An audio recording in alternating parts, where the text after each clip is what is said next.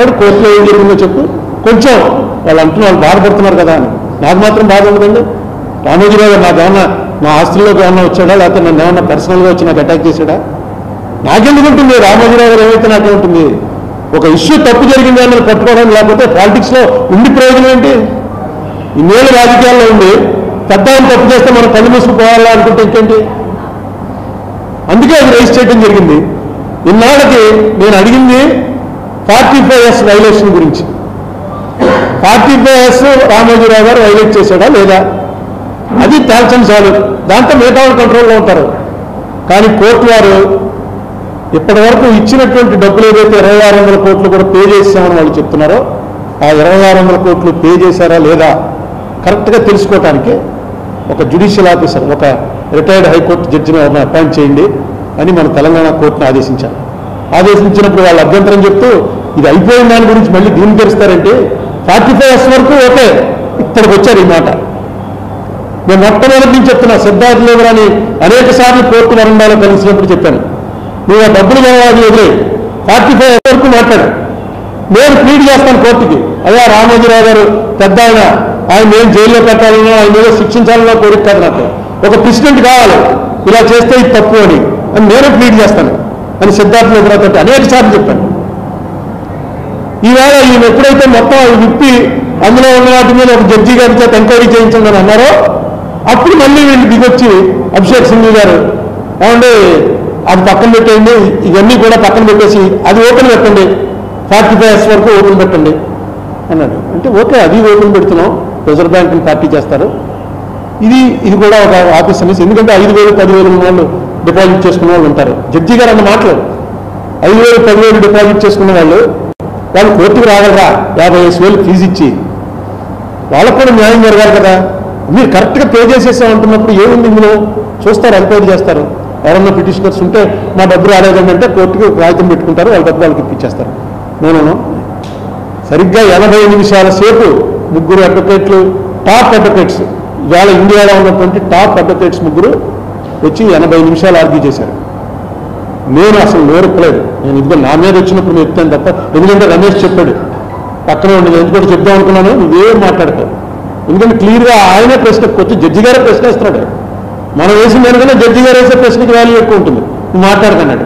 నేను పక్కనే ఇంకో సీనియర్ అడ్వకేట్ స్టేట్ గవర్నమెంట్ తరఫున వచ్చిన నేను ఈ పక్కన నిలబడతాం, వాళ్ళు ముగ్గురు వాళ్ళు ఆ పక్కన నిలబడతారు, జడ్జీలు పైన కూర్చుని ఉంటారు. నేను ఎట్లా నిరంజన్ రెడ్డి గారిని అడిగాను మాట్లాడద్దాం, ఆయన కూడా court will take care of.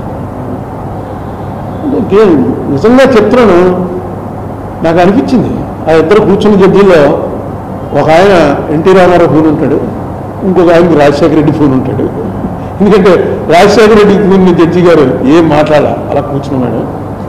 NT Ramarao గారు ఆయన పెద్ద జడ్జి ఇద్దరులో. ఆయన ప్రతి దాన్ని వాళ్ళు పెట్టిన అంటే అంత చదువుకుని వచ్చాడు. కోర్టు ఎన్నండి మీరు వేసిన పేజీలు ఎన్ని ఉంటాయనుకుంటున్నారు? ఈ కేసుకు సంబంధించి కోర్టు వారి దగ్గర 1000 పేజీలు ఉంటాయి. వాళ్ళు వేసిందని మేము వేసింది, మధ్యలో వచ్చి గవర్నమెంట్ వేసింది, కౌంటర్ ఎఫిడవిట్లు ఇవన్నీ ఎప్పుడు చదివారో, ఎలా అంతా ఇది చేశారో, ఎవరు అసిస్ట్ చేశారో, నిజంగా గ్రేట్. వాళ్ళు చెప్పిన ప్రతి పని. ఎందుకంటే అడ్వకేట్స్ బోర్డు అంతా డబ్బులు తీసుకుని వస్తారు కాబట్టి వాళ్ళు ఎలా ట్విస్ట్ చేయాలో దాంట్లో ఎక్స్పర్ట్లు. అందుకే ఆ లెవెల్కి వెళ్ళారు వాళ్ళు. అంతంత పేమెంట్ తీసుకునే అడ్వకేట్స్గా పెరిగారంటే అపారమైన మేధస్సు ఉండాలి. నెక్స్ట్ ఒకసారి చదివితే మర్చిపోయి ఏకసంతగ్రాహిలో ఉండాలి, విపరీతమైన మెమరీ ఉండాలి. అటువంటి వాళ్ళతోటి జడ్జీలు ఈక్వల్గా వాళ్ళే మాట్లాడే వాళ్ళే చేస్తారు. ఈ కేసులో న్యాయం జరిగింది అంటే అది నా వల్ల కాదు, state government player Niranjan Reddy గారు లేకపోతే గవర్నమెంట్ వారో కాదు, జడ్జీలు వారి నిజంగా వాళ్ళకి హ్యాట్స్ ఆఫ్. ఏం చెప్పారా ఎవరికంటే ఇది నేను నిజంగా చెప్తున్నాను కదా, నేను ఊహించలేదు. మ్యాక్సిమం ఏమంటారంటే సరే డబ్బులు అంతా పే చేస్తావు కాబట్టి 45S ఈజ్ ఓపెన్ అంటే దాని మీద నిర్ణయం తీసుకుంటాం. ఇప్పుడు డబ్బు ఎలా పే చేస్తారంటాడు, ఏమి ఇంకెవరు కంప్లైంట్ లేవు, ఎవరు మాట్లాడలేదు, 5 ఏళ్ళు అయిపోయింది. అయితే నాకు ఉంది, నేను ఎక్కువ దీన్ని డివైడ్ చేయడం, పర్సనల్గా వెళ్ళటం అనేది ఇష్టంగా కోరుకున్నాను. కానీ నాకు ముందు నుంచి కూడా ఈ పేమెంట్ల విషయంలో ఒక అనుమానం ఉంది. ఆ అనుమానం ఏంటంటే మా మదర్ దగ్గర నుంచే కదా కేసు ప్రారంభం. మా మదర్కి 9.5% ఇంట్రెస్ట్ ఇచ్చారు.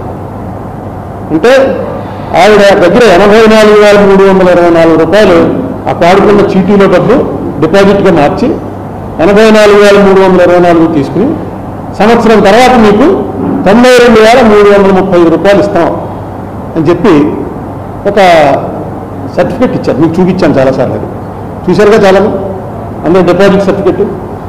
అంటే 9.5% ఇంట్రెస్ట్ మా మదర్కి ఇచ్చారనమాట.